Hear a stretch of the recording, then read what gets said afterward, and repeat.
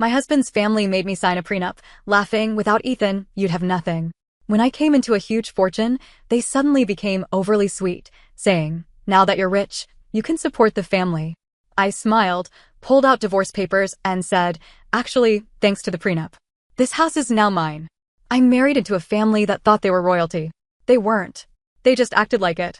My husband, Ethan, was the youngest of 3 brothers, and his parents treated him like he was a prize to be won. When we got engaged, his family made a huge deal about the prenup.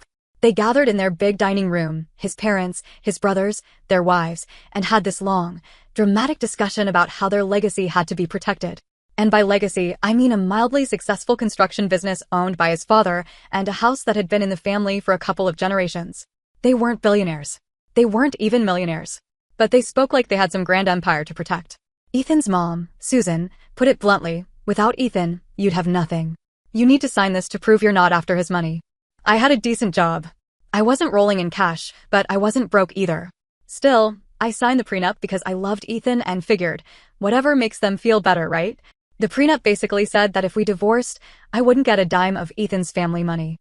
I'd leave with only what was solely in my name. No claims to the house. No alimony. No stake in their precious business. Fine. I signed. Fast forward 6 years. Ethan changed. At first, he was sweet. Attentive. A bit of a mama's boy, but I could handle that. Over time, though, he became entitled. Lazy.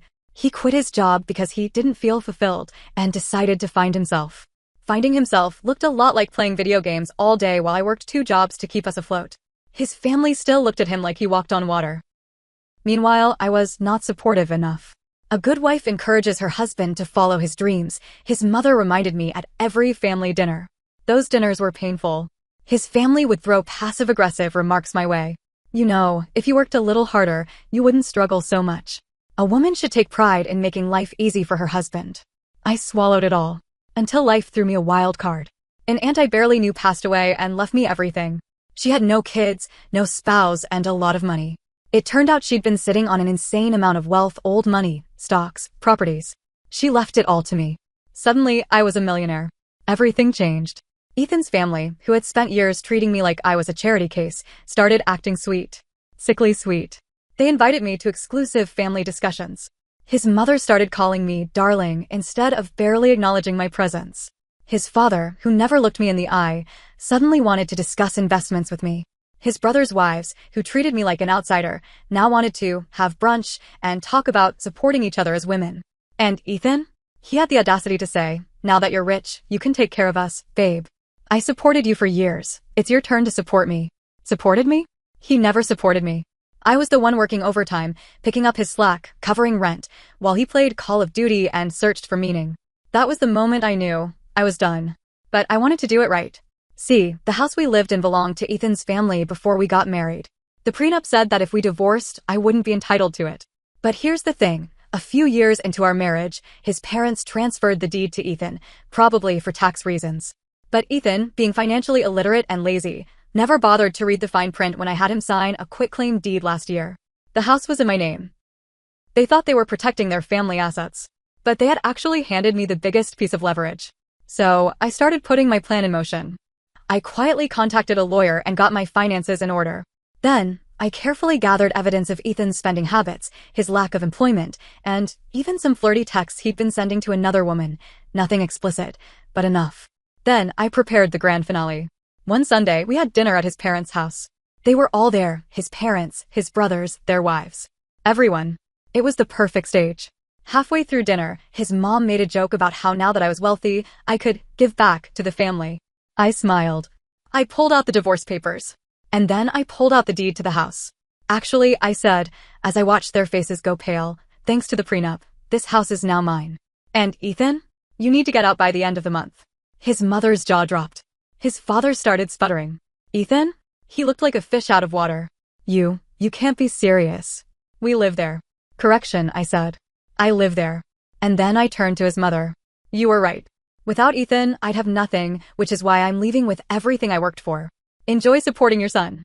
I stood up, grabbed my purse, and walked out as they erupted into chaos. Ethan moved back in with his parents. I heard he tried to fight for the house, but the quitclaim deed shut that down real fast.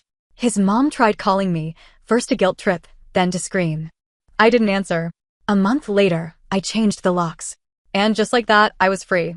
After kicking Ethan out, I expected some drama. What I didn't expect was the full-on campaign of manipulation his family launched against me. It started small. First, it was Ethan, showing up outside my house, acting all pitiful. He knocked on the door like he actually lived there. "Come on, babe, let's talk," he said through the door. "We can fix this. We're soulmates." I stood at the peephole, watching him shift his weight like a guilty child. It was almost funny. I didn't even bother answering. Then came the phone calls. At first, he was apologetic. "I messed up, okay? But we were happy before. We can be happy again."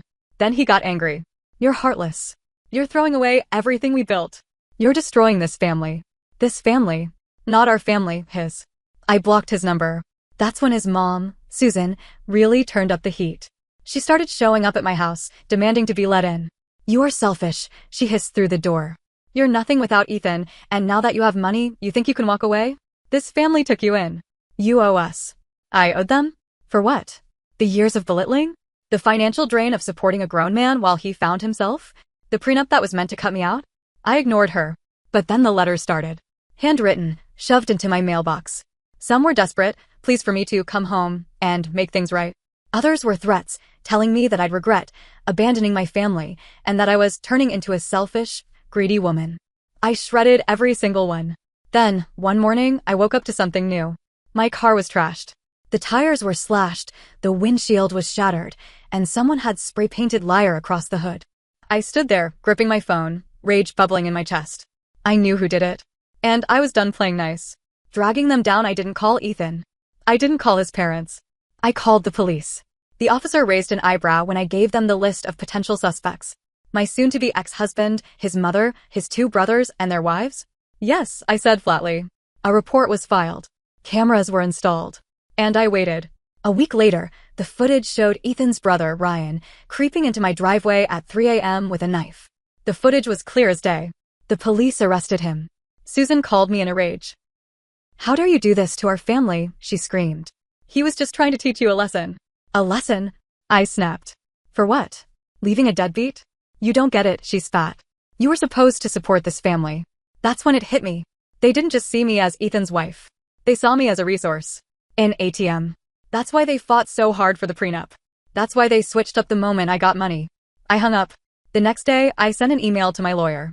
I was done with just divorcing Ethan. It was time to go for everything. The lawsuit, the vandalism was bad, but I wanted to hit them where it really hurt. The family business. Remember that precious construction company they kept talking about? The one they made me feel unworthy of? Turns out, it wasn't as successful as they made it seem. A little digging, and a very good lawyer showed that they'd been cutting corners, underpaying employees, ignoring safety codes. And worst of all, they were hiding money to avoid taxes. And I had proof. Ethan, in one of his many whiny text messages, had accidentally spilled information about how his father moved money around to avoid paying what he owed. That was enough for my lawyer to start digging. It got worse. They had fake employees on payroll. They overcharged clients for materials they never used. So, I sued them. Not for money. Not for revenge. To ruin them. When the lawsuit hit, Susan called me sobbing. "You're killing us," she cried. No. I was exposing them.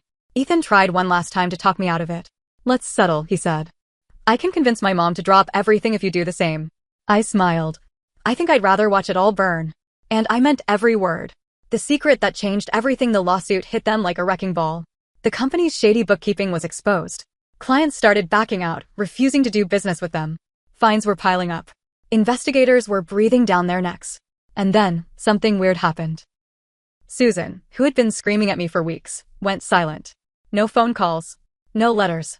No insane, guilt-tripping rants about family duty. I should have been relieved. But something felt off. Then one night, I got a call from an unknown number. At first, I ignored it. But then a text popped up. "You don't know the whole story. Meet me at the Coffee Bean on 5th. Alone. I stared at the screen. The Coffee Bean was a tiny shop downtown. Nobody from their family would ever be caught dead there. It wasn't their standard. I almost ignored it. But my gut told me I shouldn't. So, the next morning I went. And the last person I expected was waiting for me. Ryan's wife. The same woman who had once mocked me at family dinners. The same one who ignored me at holidays, acting like I was beneath her. She looked wrecked. Bags under her eyes.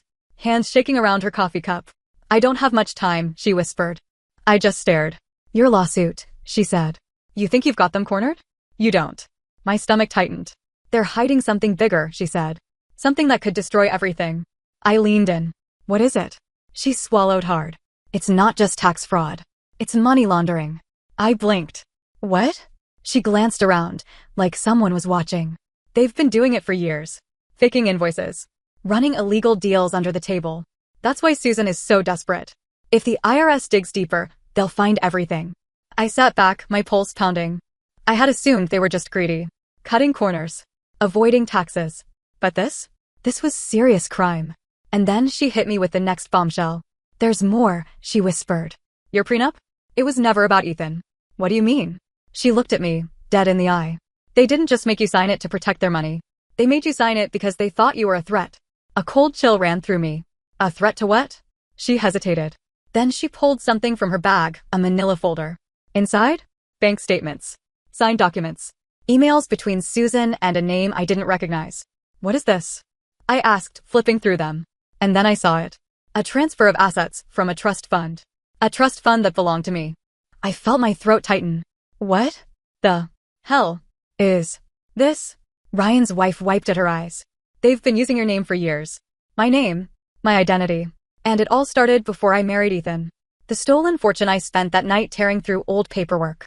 I had never thought much about my finances before. I had a stable job, a decent savings account.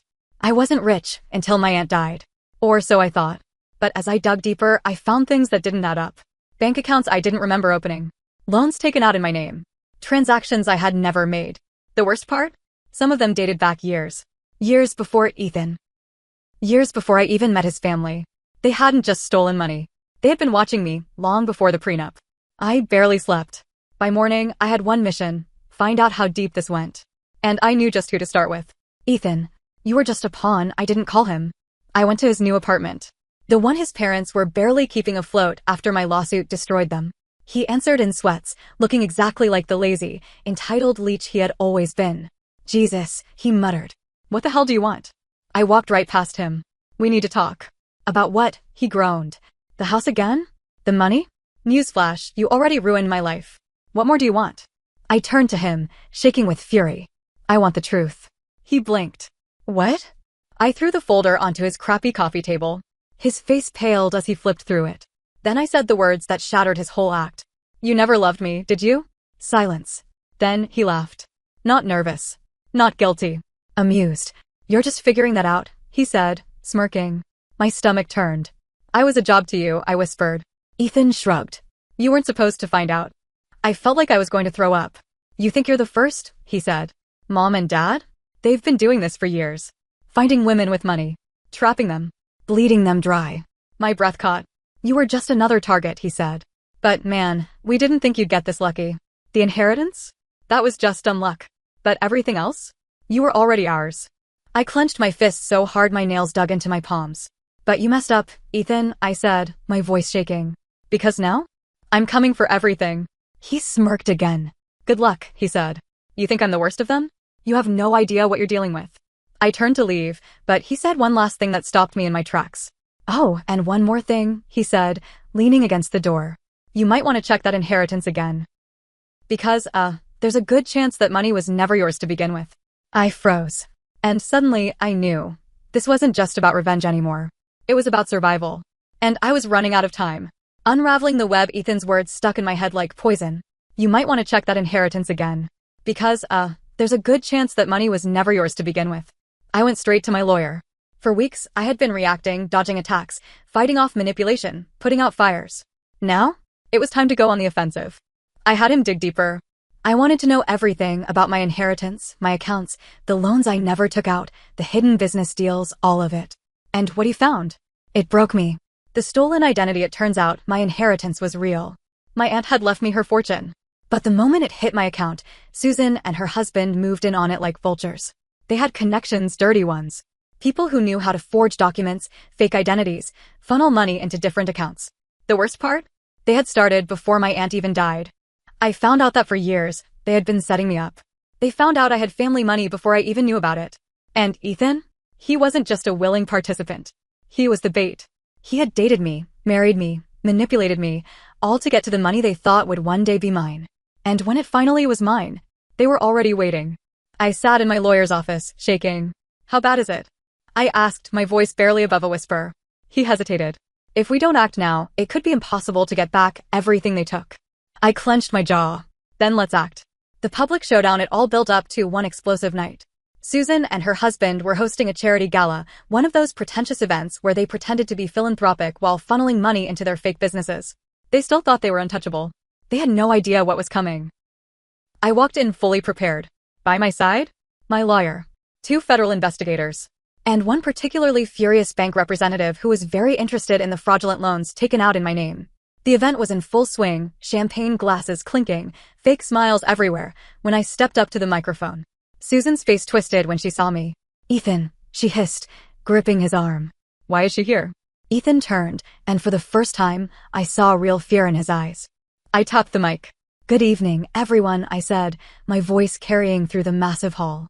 "I just wanted to take a moment to recognize the hosts tonight, Susan and her wonderful husband. I think it's important everyone here knows exactly how generous they've been." Susan went rigid. I smiled. "With my money." Gasps rippled through the crowd. Ethan took a step forward. "You need to leave. Now." I ignored him. "See, for years, this loving family has been stealing, manipulating, lying. They built their empire on fraud, on money that was never theirs to begin with. And guess what? I have the proof." I turned to the investigators. "You might want to have a word with our hosts." That was when chaos erupted. Susan screamed. Her husband lunged at the closest investigator. Ethan tried to grab my arm, but I yanked away. "You did this to us." Susan shrieked, her face red with rage. "No, Susan," I said calmly. "You did this to yourself." The investigators moved in. Bank reps followed. The crowd devoured the spectacle, whispers turning into full-blown shouting matches. And Ethan? He just stood there, like a man watching his entire world crumble. I leaned in close. "You were right," I whispered. I had no idea what I was dealing with. Then I smiled. "But now? Neither do you." The fallout was glorious. Their assets were frozen. Susan and her husband were under federal investigation. Ethan? Well, Ethan tried to run. He tried to take whatever cash he could grab and vanish. But authorities caught up with him fast. Turns out, when you're part of a massive financial crime ring, the government is very interested in where you go. Ryan's wife? The one who had warned me? She divorced him immediately. Took her kids and left. I never saw her again, but I like to think she found her freedom too. And me? I got everything back. Every stolen dollar. Every hidden asset. It took time. Court cases. Sleepless nights. But when the dust settled, I walked away richer than before, not just in money, but in wisdom. Resolution 1 year later, I stood outside my house. The same house they once told me I wasn't worthy of. I had it redesigned. Rebuilt. Cleansed of every memory of Ethan and his twisted family. As I stared up at it, my phone buzzed. An unknown number. I almost ignored it, until I saw the message. "Still think you won?" No name. No context. But I knew exactly who it was from. And as I stared at the screen, I smiled. I had won. And they? They had lost everything. So I deleted the message, turned off my phone, and walked back inside my home. I used to think I was lucky to marry into their family.